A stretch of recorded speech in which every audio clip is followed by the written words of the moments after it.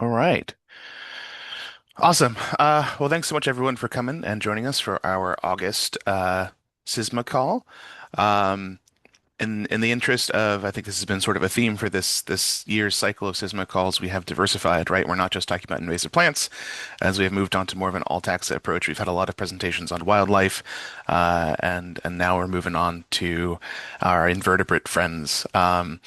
So this is a bit of a rescheduled call. We had some speaker conflicts, but I was happy that Dr. Erin Powell here was able to join us and give us some updates about a really new and recent emerging issue with the pasture mealy bug. So just as a couple housekeeping reminders, I am going to ask everyone to keep themselves muted for the duration of the presentation. As always, we will have a Q&A session at the end. Feel free to drop questions in chat as we go along if that's your preferred method of asking questions, and we will ask them at the end. Or you can unmute yourself at the end and we will address questions then.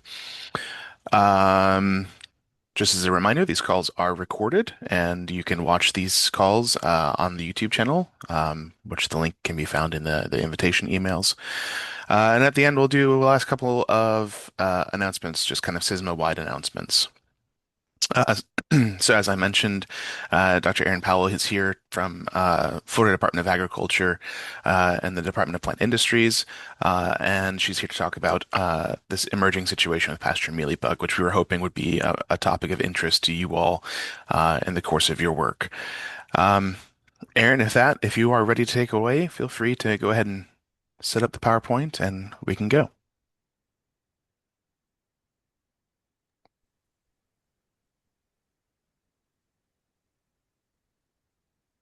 All right, so everything look okay? We're still, yep, we're good. We're good. Okay. Okay, thank you for the introduction and thank you for the invitation to speak today. So I am the scale insect taxonomist for the Department of Agriculture, which means that I'm responsible for identifying all of the scale insects, mealybugs that are being picked up at nurseries, along our interdiction stations, which are along the highways that are inspecting agricultural products. And then also just like natural environment surveys. So we have inspectors all over the state that are shipping samples to us all the time. And we have a fleet of like highly specialized insect taxonomists here at DPI in Gainesville that do these identifications. So I was kind of already a mealybug taxonomist by training ahead of pasture mealybug, but I have become inundated with pasture mealybug. That's kind of my entire life right now. This is going to be second talk of the day. Pasture mealybug is a really hot topic right now, and unfortunately, it's because it's causing pretty destructive damage across the southern United States. And I'll give a little bit of history about that. I'm also the curator for the Florida State Collection of Arthropods, which is housed here in Gainesville. And if you're not familiar with us, we have over 13 million prepared arthropod specimens and top five largest insect collections in the Western Hemisphere. And we are right here in Gainesville. I feel like a lot of people don't know that. You can come visit us. So again, I mostly focus on scale insects. So scale insects have 34, 36, depending on who you're talking to, extant families within this kind of infraorder. We used to call it a superfamily, but we're calling it an infraorder these days because it's not monophyletic. But anyways, the mealybugs are kind of a household name. So you might have mealybugs on your ornamental plants. That is probably why most people are familiar with them.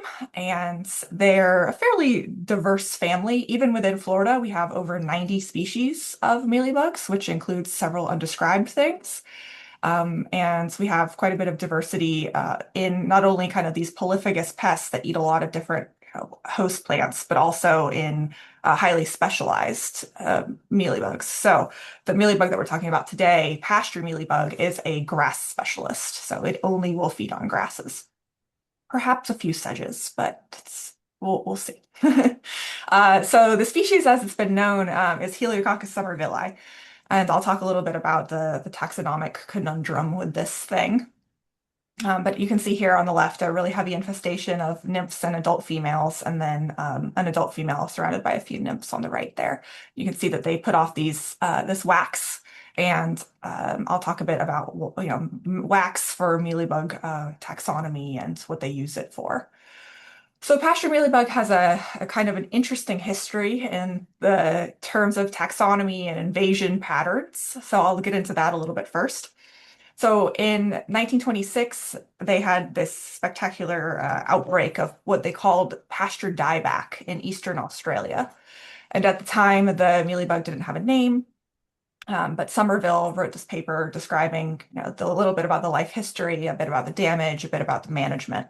And then it lasted for around 12 years and kind of everything went quiet on the pasture mealybug front. So fast forward to 1978, pasture mealybug hasn't really been causing a stir, but Helen Brooks found specimens. So for context, mealybugs are slide mounted. So they have to be cleared of all of their guts and wax contents, and then they're mounted onto a glass microscope slide and viewed with a compound microscope. So she found slide-mounted specimens from Somerville in the insect collection in Australia. And she also, at the time, came about some slides of pasture mealybug from Pakistan from sugarcane. So Somerville was finding that it was attacking, pasture grass in eastern Australia, but then she found, okay, these specimens match perfectly with this stuff from Australia, or sorry, from Pakistan, nearly perfectly. So she used both of those collections, Pakistan and Australia, to create the type series for what would become Heliococcus somervillei. In India, they found specimens in potted rice and described a synonym, which would be a Novanolococcus oryzae. And then around 2004, Douglas Williams from the British Museum synonymized these. So he decided, okay, they're actually the same species. So now we have a distribution of Pakistan and India, probably as their native distribution, but then in an invasion history in Australia. And with bugs and where I'm talking to an invasive species crowd, you guys probably see the same patterns across a lot of taxa where oftentimes things are described from their invasive range because they're causing such a problem that they were never really like they're checked back by their natural enemies or their, natural herbivores, if we're talking about plants, in their native range. And then when they arrive in a new place, their population explodes and they attract the interest of a science. So we don't believe that this thing is or was ever native to Australia. It's probably Southeast Asian in origin, but that is not a definite. It's just kind of what we can um, glean from the data. So in 1998, there was an outbreak of pasture dieback in New Caledonia. They said it was a spectacular attack on grass once again, and this only lasted for about 5 years before it just disappeared without any particular reason why. The speculation is that the natural enemies, for instance, parasitoid wasps, found the mealybugs and checked them back, but it also could have been climactic variables that just didn't allow it to thrive there. So fast forward to around 2012, they started having symptoms of pasture dieback again in Eastern Australia, but they took a few years to accept or acknowledge that it was the mealybug causing the dieback. For a long time, they thought it was a pathogen. And Dr. Carrie Hawkswell, she's at the Queensland University of Technology. She has done most of the work that has been done on this pest in Australia.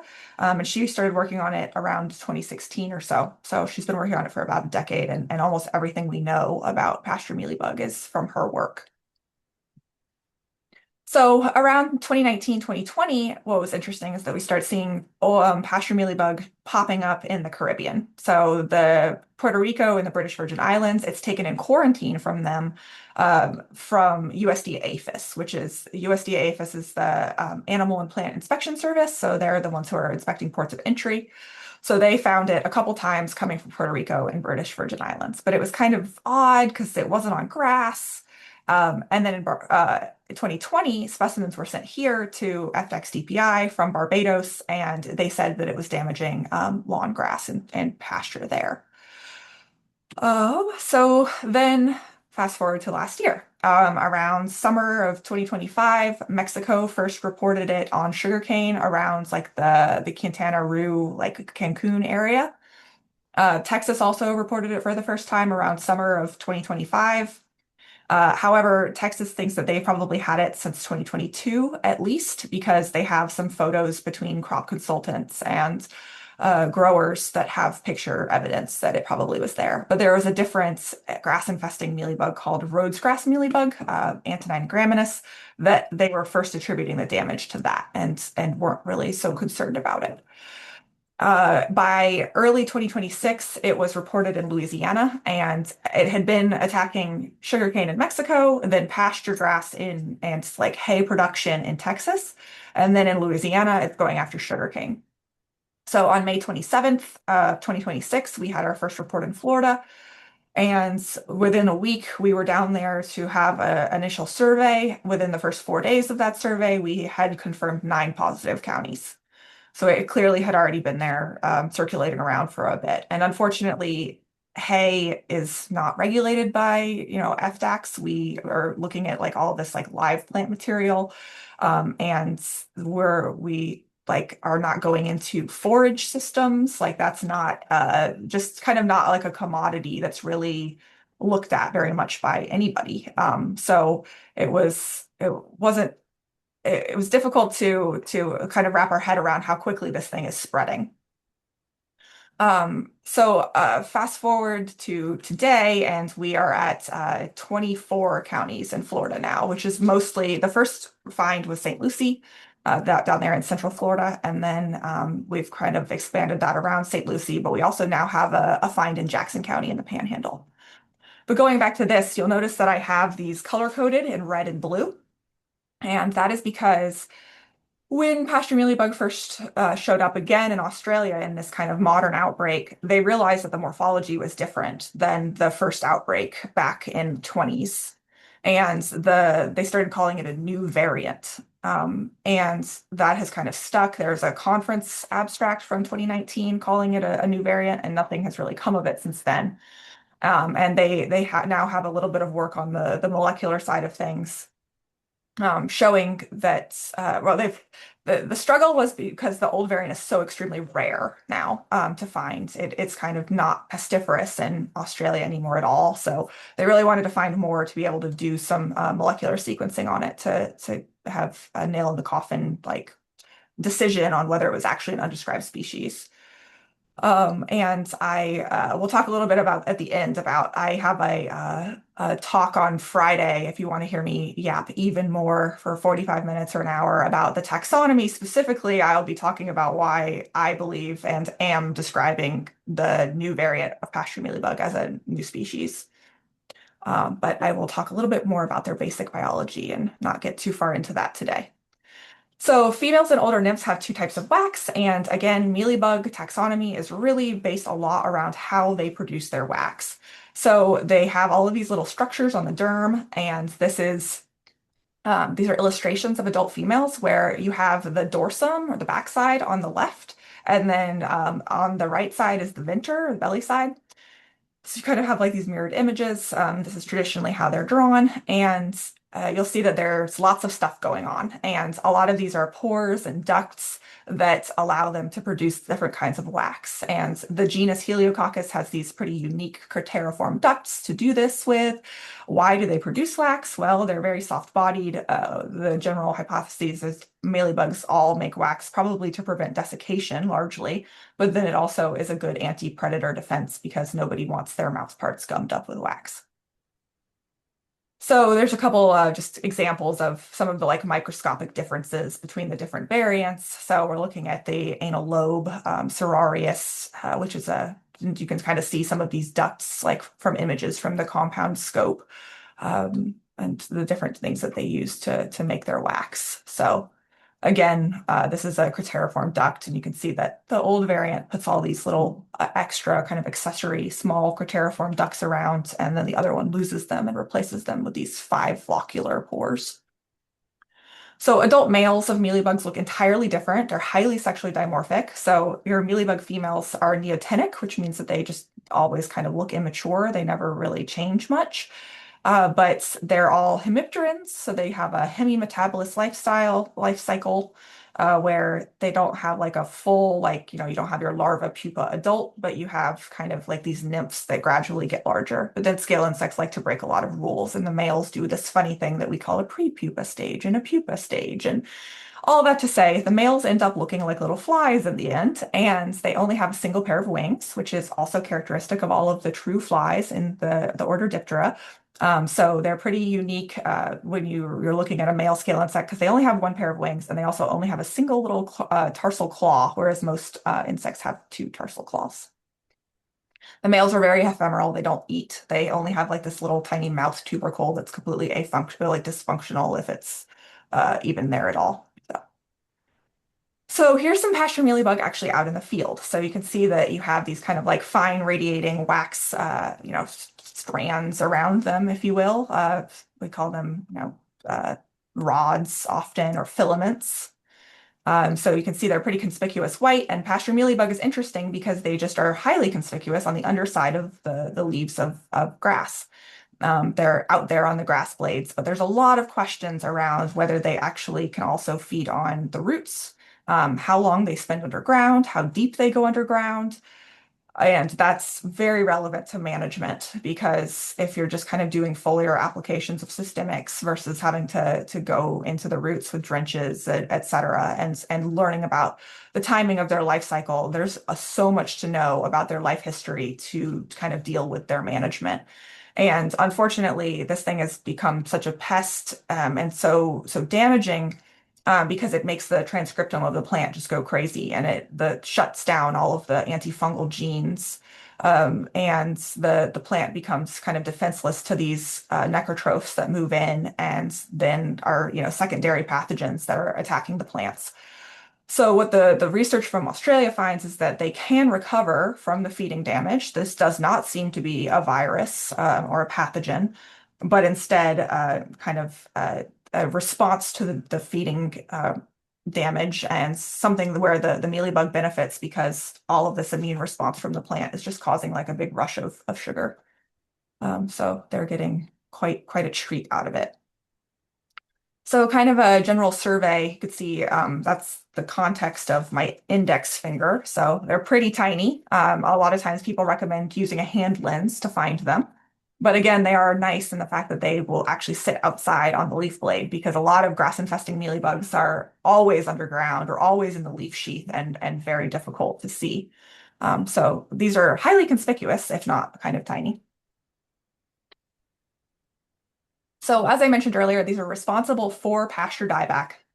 And this term was coined specifically for the mealybugs. But what's also interesting is that they have kind of become uh, known to be responsible for yellow canopy syndrome, which is this kind of all-encompassing term for yellowing that they're seeing in sugarcane. So what's interesting is that a lot of the grass species that they attack, they turn red or purple upon damage. But then in things like sugarcane and guinea grass, the leaves just go yellow and chlorotic before the leaves entirely senesce. And in like sugarcane, once the leaves go yellow, those leaves will never recover. Even if you spray them with a systemic, the insecticide, the green may come later, but those leaves that have gone yellow will never come back. So some examples of some of the pasture dieback that we're seeing in Florida already. So on the right side, you can see how red that is. It almost looks like it's been spray painted red. And that is adjacent to a hay field full of Bahia Bermuda grass. So again, you see a lot of white when you kind of look on the undersides of the grasses. And you can see that red streaking from their damage here as well. So the first host that we were finding the most damage in really early on in May was limpo grass, which is a really common hay being grown for cattle in South and Central Florida. And it seems to be highly susceptible to the mealybug. But unfortunately, that was just early days. And now we're seeing it in, obviously highly damaging in sugarcane, but also in Bermuda grass, Bahia grass. Now we have a record from centipede grass from Georgia. In Texas, they have reports of it in lawn grass, but we have not actually found it in commercially grown sod yet in Florida, which is good news. But you can see that middle picture, you've got all of this dead biomass. that is no longer going to be useful. And a lot of the early recommendations have been, try to graze this as much as possible and get it used while you can before it dies, or go ahead and bale it for hay or silage early on before it's just gone. So that's kind of been the emergency kind of management. When this pest first arrived in Florida, we did not have any pesticides that were actually labeled for legal use. Right now, we have two emergency exemptions for sugarcane, and we also have a few different products that have been relabeled for the use of in pasture. But given the amount of acreage that we're looking at, really systemic insecticides are not going to be viable long term. And you can see kind of the reddish glow in this pasture on the left. It's almost easier to look at it with polarized glasses when you're out in the field because it makes everything glow more red. So in contrast, here's some sugar cane, and you can see all these leaves that have senesced after turning yellow there, but they don't turn red like some of the pasture grasses. So females turn pink after mating or right before they're ready to mate. We're not exactly sure. This is bizarre for mealybugs. Never heard of a mealybug that turns color upon mating, but kind of interesting for them. And they're kind of ovoviviparous. We've had a lot of like discussions and debates about exactly when the egg hatches, but they don't have a very long egg stage, that's for sure. It's usually you're seeing a pile of nymphs under them. And what happens is that instead of staying up in the leaf blade, the females, once they're ready to, you know, reproduce, they increase their dispersal behavior and they go down into the soil or into the thatch. So kind of controlling the thatch and that accumulated biomass may also be really important. Just keeping things low and very tidy as we try to figure out other like more long-term management strategies. So there can also be found on the underside of cow patties. In Australia, they talked about this happening when it's cold and dry, but it happens in Florida summer as well. So they're just kind of everywhere when they're in really large infestations. So, scary enough, they can be found at depths of 30 inches in Australia. And we haven't proved this out in Florida, but we're working on some subterranean traps to get an idea of how deep they go. Because as I mentioned earlier, it's going to be really important to understand more of the life history for the management side of things. Like, we think that they only deposit kind of one batch of nymphs, but then it's like, well, how long does it take for the nymphs to come up? Like, how long does it take for them to leave mom and start feeding? And when you're looking at having to control like systemic insecticide use very well, because if you're thinking about something like sugarcane or pasture grass, you're having to deal with toxicity thresholds for mammalian consumption. And having to time these is not only really important for the economics of things, because this is costing a fortune to be spraying hundreds of thousands of acres of sugarcane or pasture grass, but also looking at the toxicity thresholds and when you can use these chemicals to hit at the most effective time, timing them well. So while the wax is very distinguishable and characteristic for this genus, it can be easily rubbed off. So it's not like the best diagnostic tool. Again, to really be confident about mealybug identification, they have to be slide mounted and viewed with a compound microscope. So at the beginning, we were thinking, they're probably moving via shared equipment really rapidly because we're seeing there was literally videos of tractors that had like hundreds of thousands, if not millions of mealybugs like tumbling around on top of them as they were cutting the fields. And fields being cut that had white smoke coming out of the back of them that is not normal. That was just mealybug wax.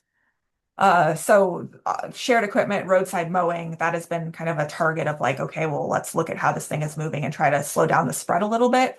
Another interesting practice that I learned about quickly when trying to understand the hay industry a little bit better is that a lot of these things are grown via sprigging, so it's not grown from seed. And same with sugarcane. It's rarely grown from seed. You're actually like taking planting material from one field and moving it to the next. So it's a really easy and obvious pathway for moving these things around rapidly. But unfortunately, the folks in Australia believe that they move on the wind. That is known about mealybugs, that they can move on the wind. The first instar crawler, the nymph, is the dispersal stage. So they're extremely small. Their body width is only about 100 microns. So it almost mite-sized, basically mite-sized, and a very hypermobile species that can just cruise around much more than many of the mealybugs that I am used to. So even if we do try to kind of control the spread via, clean sprigging protocol or, washing down tractors and not moving them out of infested areas, we're still probably going to be looking at natural spread via wind and storm systems. So on that topic, sanitation has been very important to think about and to use as we've been doing surveys. So they will be all over clothes. They get all over cars. They are just, again, mite-sized. So this is a photo I took of a crab spider that just happened. I didn't even know the mealybug was around. She was just in a field, and she just happened to have a mealybug crawler on her face. So to give you an idea, here talking about like the width of some spider eyes in the context of how tiny they are. But we've had good success just using spray bottles of isopropyl alcohol to spray down our clothes and vehicles and washing vehicles before even leaving infested areas has been the strategy.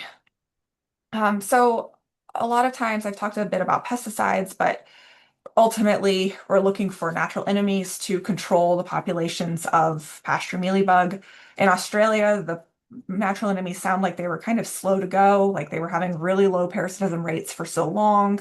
And luckily, we have seen some evidence of parasitism in Florida already. So this is a first instar mealybug nymph that has been slide mounted that actually has a parasitoid larva mounted within her. So that was going to be successfully turning into an adult wasp eventually. So that's good news. Another interesting thing with these guys that's not typical for a lot of mealybugs is that you can see the parasitism because it shows up as like these black marks, and I'm not sure if it's just the wasp itself or if the bug is trying to encapsulate it in some way. So you're seeing the immune response. But the Australians say that this is a fairly good indicator that the parasitism may be successful.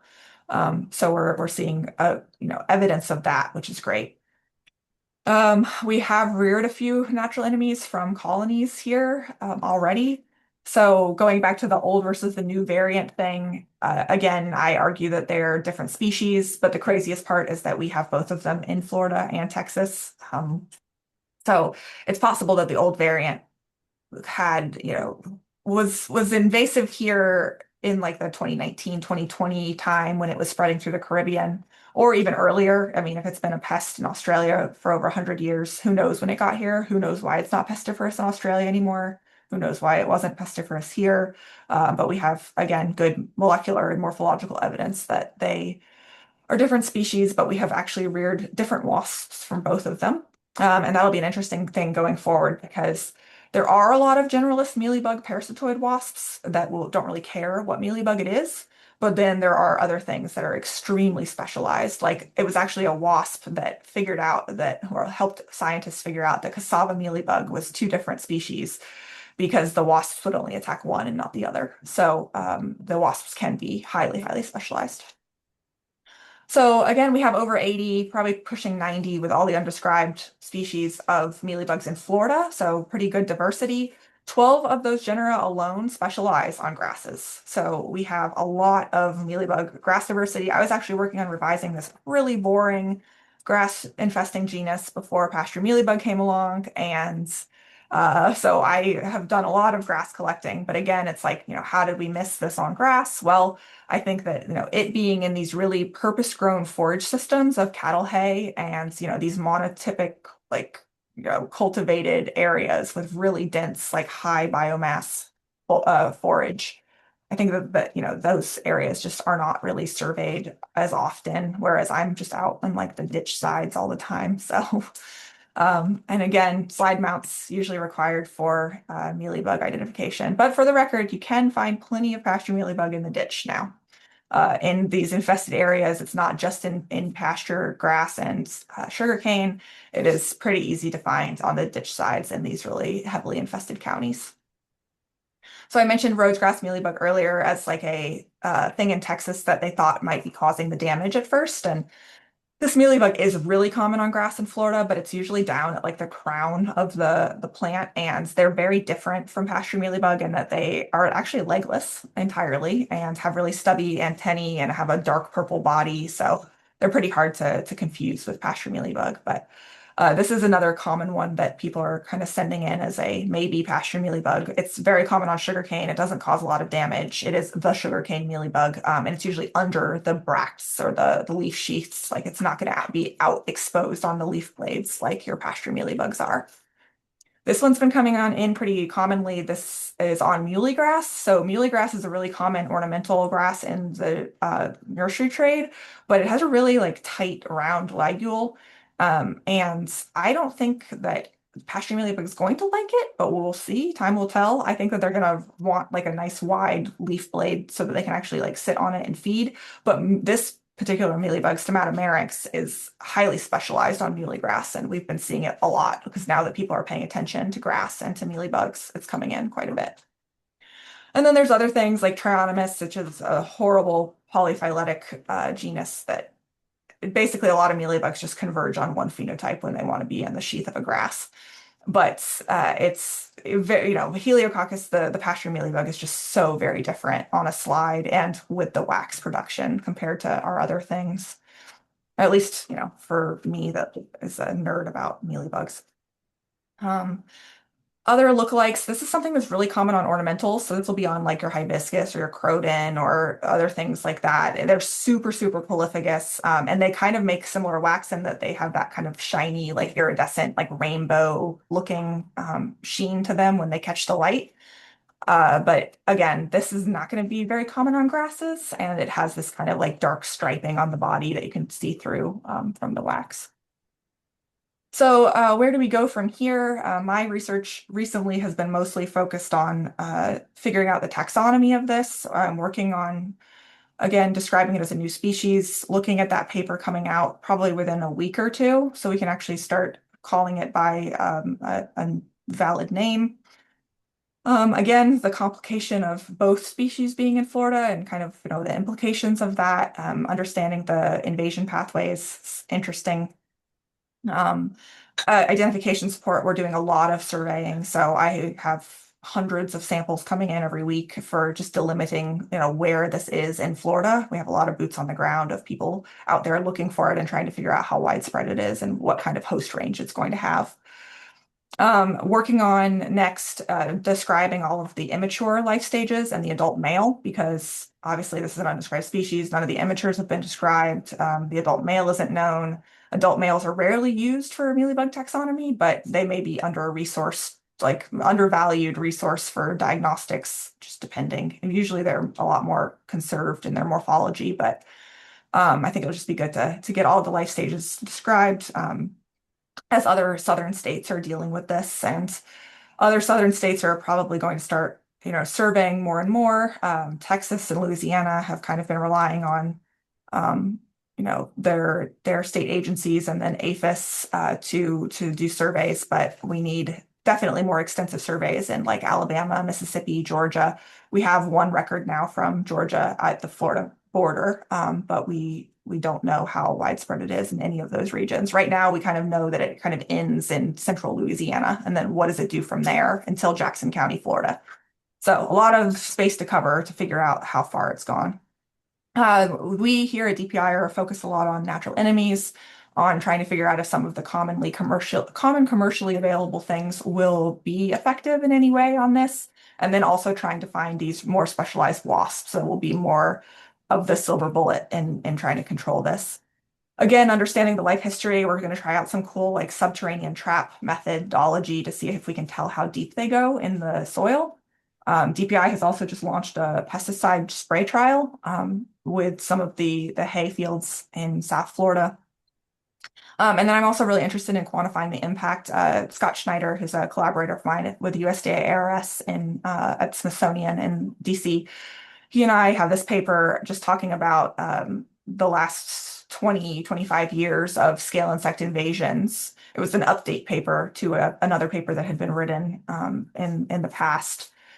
And just trying to quantify the actual impact of scale insects on agriculture and the economic impacts of these invasive species, and just finding that it's nearly impossible. And I think that that probably is true for a lot of taxa, and that we just don't have like consolidated or consistent reporting mechanisms to be able to quantify that. And then you've got obviously your like primary costs of, okay, well, what was the actual crop loss and what did we spend on pesticides? But there's just so many other downstream cascading effects to look at. So I think this is a cool example of something that we're right here at the beginning of its invasion. And while it covers a lot of, like it spans some uniquely different crops because you're dealing with sugarcane and then you're dealing with the forage and the hay industries, it's still kind of, I think a unique opportunity maybe to be able to quantify some of these costs of the invasive species. So if you find pasture mealybug, we have ways to get it identified.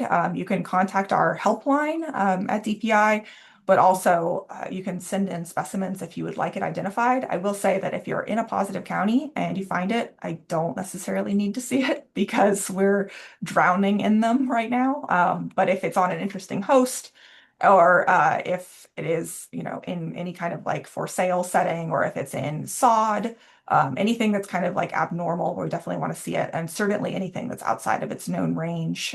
This will help us inform control management, guide research, and yeah, just kind of understanding how this thing is spreading so that we can try to help the stakeholders as much as possible. And there's some more information there on how to send specimens in. And yeah, if you're in like an odd county and want somebody to come out and look at it, we can also do that. But for these positive counties where we just don't have the resources to chase up everyone now because they're unfortunately so widespread. So I'm happy to take any questions. You guys can contact me there at that email. And then I also was just going to plug this again, if you haven't gotten enough Pasture Mealy Bug, which I certainly have, but I don't have a choice.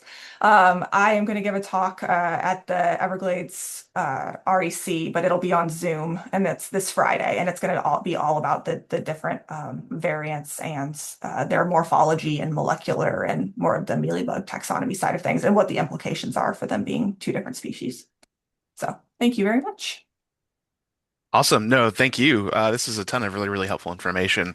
I had been hearing snippets here and there, but it's nice to get the whole shebang. Does anybody have any questions? I know I have a couple, but I want to open it up to others first. Bill, yeah, why don't you go ahead? I see your hand. Thank you, Christian, and thank you, Erin, for the presentation. I'm just curious, have you seen this species on affecting Kogan grass? Yeah, it does get on Kogan grass, but it's not its like preferred thing, and it's certainly not going to be like a new biocontrol for Kogan grass, unfortunately. It also gets on sand spur and what's the other one that the farmers hate? Smut grass. Okay, thank you. I just Hmm. thought there may be a connection. It's unfortunate for the egg industry that's being impacted. But when I saw that it was a pasture mealy bug, the thing that came to my mind was biocontrol for Kogan grass and potentially working with the University of Florida.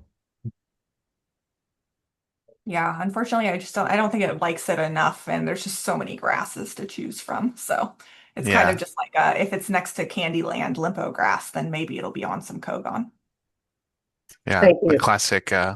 Classic issue of biocontrols on grasses is nothing really wants to be all that specific, unfortunately. Mhm. Dexter, I see you unmuted. Do you have a question, sir? I did put one in the chat. Actually, I put Oh, two questions down there. Sorry. I should be monitoring that more closely. I lied to y'all. I said I would look at it. Actually, she answered the first one. I was interested in, do have any of our native mealy bugs potentially just become so abundant on any of our native grasses? And it seems like, although they might, it seems like the pasture mealy bug is going to be the probably problem child if we just see like rampant mealy bug um, uh, occurrence on a species. And the second question I had is if we are to send samples into FDACs, I've done it before where I just dropped a bug and 71 or 91% isopropyl alcohol in a vial and shipped it. But does that work for mealy bugs? I'm just wondering if the alcohols might dissolve the wax off of them. Like, is there a better way to do it? No, we put everything in alcohol, and yeah, the wax will get dissolved off, but there will need to be slide mounted, for confirmation. Although we have gotten pretty good at just having a good gestalt for the uh and proportions of things, just because we've had so many coming in that we've had to get really good at ruling them in or out quickly, Okay. screening I them. would say that any of those, I work in a lot of those southern counties for field work, and if I see pasture mealy grass on Kogan, I'm not going to send you a sample, but if I find it on any kind of rare grass or something I Mhm. think that's ecologically important, I could see sending samples to you potentially. Yeah, yeah, that would be great. And we still need a Monroe County record. And I do have host lists. I have had them in some other talks and they just badly need updating. So I could potentially send them out through Christian if you guys are interested in seeing like our current host list. That would be really good because I was going to ask you specifically if you had a list of hosts and kind of piggybacking off of that, if you have like one central location online where you're directing people for this kind of information, something that's being updated with counties and perhaps with hosts. We are updating our county maps regularly, but we Okay. are not updating hosts lists regularly. There's an Okay. initial kind of EDIS document out, and there was like a really initial list put there, but I don't think we're putting new hosts online right now. Okay. I They think just this would haven't be a good gotten audience considering how many boots are on the ground for there. seeing new host species. So that's why I was Yeah, curious yeah, about that. definitely like having the grass nerds, are Yeah. like, we need people who send us the seed head. Like, Yeah. I've been begging people to collect grass seed heads, and not the seed head you think is like 10 feet away, the seed head the bug was on. Mm, So I yes, see. we have botanists, and we would like, botany samples if you do send in something to confirm on our own what the Aw- host is. Awesome. Yeah, we had Eris come and speak to us earlier, so we have some guidance on how to do that. Yeah. Um, Dan, I saw your question. In the last 2 weeks, you've been seeing mealy bugs that bleed red dye when you squash them on partridge pea and some grasses. Are you asking for an ID, I assume, or wondering if that is pasture mealy bug? I don't think it's the mealy bug, but I would like to know if I have to worry about this becoming a problem. Or is it a native mealy bug? Um, I don't know No. what it is. No, it's not native. It was only first detected last year, and it's the actual native origin of the new variant is completely unknown because we don't have any historical specimens that we know of pre-2016, and that was in Eastern Australia, but it acts invasive there. So we're probably running with the hypothesis that it may also be South Asian in distribution, native. So, but we don't know. As far as things that bleed red, it could actually be mealybug destroyer, which is a coccinellid larva. There are mealybugs that uh, bleed red, but not really on those hosts. Like you've got like Lebec mealybug that's kind of like a purple, or you have like your cochineal scale on a puncha that bleeds red. So there are things that have like colored hemolymph, but pasture mealybug does not. And those hosts, I would almost think, well, maybe it's like actually a coccinellid larva, which is a natural enemy, a good guy. Thank Dexter, I you. see your hand. Yeah, I was wondering the with this new variant, and comparing it to the old, it makes me wonder, I guess you're doing the phylogenetic or the molecular sort of biology analyses on these specimens, but is there any suspicion that there could have been a hybridization event? Like, I don't know how likely it is that, two mealy bug species could hybridize. And, I'm just thinking if both were introduced species and, you get a hybrid in the new range, like you could get maybe a hybrid bigger and it just runs off to the races. But I don't know if y'all are considering that or not. Yeah, there's definitely a lot of questions just because of like the sympatric distributions of the different variants and kind of how it's all played out with the new variant being so much more pestiferous and virulent. But I mean, it's a great question. The CO1 divergence is certainly high enough to justify calling them different species. I mean, even without any molecular data, the morphological differences are like, from a historical precedent, well and above enough to call them different species. So my mentor, who is in his 80s and retired mealybug taxonomist, he told me that he would start going to play golf and not come in anymore if they weren't different species because the entire concept of mealybug taxonomy would be ruined. Um, so I think that they may be different enough that that hybridization is unlikely within like 100-year range, but they have a really rapid generation time. You're looking at 30, 45 days to get through a generation. So there's still lots to be done. Lots of good people that can work on pop gen stuff and do like whole genome work. And we just have a few different gene fragments right now to go off of for the taxonomy, but there are certainly a lot of people working on this. We just had a national summit for Pasture Mealy Bug down in Fort Pierce a couple weeks ago, and the USDA has initiated what they call a RACER, which is a Rapid Agricultural Crisis Response Plan. Yeah. And definitely lots of folks that are getting in on the molecular side of things right now. Cool. Any other questions from folks? Hey, Christian, I Yes, don't know sir. if it's possible if you can email the Fisk listserv a link maybe for Erin's presentation on Friday. Yes. Because I'm gonna ask oh, I'm go gonna ahead. ask Erin for both the invitation link and also for that list of hosts, and I'll Okay, mail that out to awesome. everybody.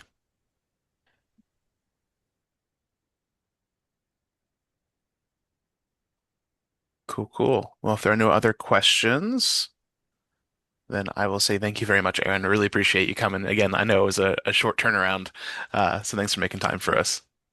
Yeah, no worries. I'm definitely happy to take any questions later if anything comes up. And I also say that the old variant is extremely hard to find. So that's kind of been another challenge with trying to get like a whole genome of it. We were lucky to get what we did, but it's like finding a literal needle in a haystack since we're just trying to comb through hay. Yes, it is a literal situation. All right. Well, I have a couple of announcements I'm going to run through very quickly since we're all here and together. Um, there we go. Things are moving. All right. The first of which, just a quick announcement that we have concluded our Ardisha Agents reporting campaign. We had some results that we wanted to share with you all. Overall, the 3 month span, we had 50 reports generated, and specifically 22 of you all were able to get your Ardisha Agent badge on your EdMaps account. So we appreciate you doing that. I have the cheesy honor of telling you that I was number one when it comes to total reports. Sorry. It's part of my work. Um, but also, I do want to congratulate Carrie and Justin and Ron, who Justin and Ron tied in that bronze category. There is a good chance that we'll continue to do this with different species. One of the things that I want to put on y'all's radar is as we move into fall. If you remember my presentation earlier this year on Bothriocloa, this is the flowering time for yet another grass that we were talking about. So go back and watch the Bothriocloa identification video on our YouTube channel, the presentation that I gave. Reach out if you have questions, and please start reporting it as we enter that flowering period over fall. And feel free to email me if you have any questions about that. We might try to put together a reporting campaign kind of like this. But thanks again for participating in the Ardisha Agents campaign. This information, along with that call for biocontrol research, has been drafted together into a letter and sent off. So we really appreciate the efforts. And then just a couple of things we have on our calendar for the rest of the year. Again, we have the repetitive things. Every third Thursday of the month, we have our virtual Python patrol training with FWC. And then every first Friday, we have First Fridays of the Florida First Detector webinar series. September 9th, Osceola CISMA has their virtual meeting. September 16th, we have a field trip with the North Central Florida CISMA. And this is going to be looking at some of the hurdles and issues that you might have with doing ground cover restoration. And there'll be, as I mentioned, a field trip. This will be in Live Oak. September 23rd, we have a webinar we wanted to let you all know about. This is actually being offered by the Southern Regional Extension Forestry group, and it is on invasive grasses of the Southeast, talking about their ecology and management. I believe the presenter is Chris Evans, if you all are familiar with who he is. I want to say he's an Illinois extension, but I might be wrong about that. Uh, and then we will see you here September 23rd for our September monthly CISMA call. And for those of you who let me know, thank you. The previous QR code for our calendar was not working. This one is updated, so you can go ahead and scan that QR code, and it will bring you to the CISMA calendar, events calendar. Looking ahead, we are nearly done with our year of calls for 2026. So as I mentioned, I will see you September 23rd to talk about aquatic invaders, specifically freshwater aquatic invaders with Kelly Gestring of FWC, and some of the Fish Slam events that they do. And then if you have not seen me recently, you would not know, but we had a change of schedule for our October 28th presentation, and we will now be having Lainey Carter, also with FWC, coming to talk about the Landowner Assistance Program and a really, really cool program that is relatively new called the Private Landowner Tool Cache, which is well, I'll let her talk to you about it. But it's really, really neat, and I hope that you'll be able to come out and join us for both of those calls. As we are winding down, right, we only have two more monthly calls. I will remind everybody that I am always receptive to ideas for our next cycle of calls. We will not have calls in November and December, so we have a 2 month lull, and then we'll kick things off in January. So reach out if you have any ideas of topics that you want to see covered in our calls, things that you're interested in, um, things that you're working on. Maybe you want to present in one of these things. That would be really wonderful. So please reach out to either myself or to Deb, and we can start putting together next year's series of calls. With that, that's all that I have for you. Thank you so much for joining us today. I hope you enjoyed it. I hope it was informative. I know I learned a whole bunch. And thanks again, Dr. Powell, for coming and talking with us. With that, I will let you all go, and I'll see you all next month. Take care.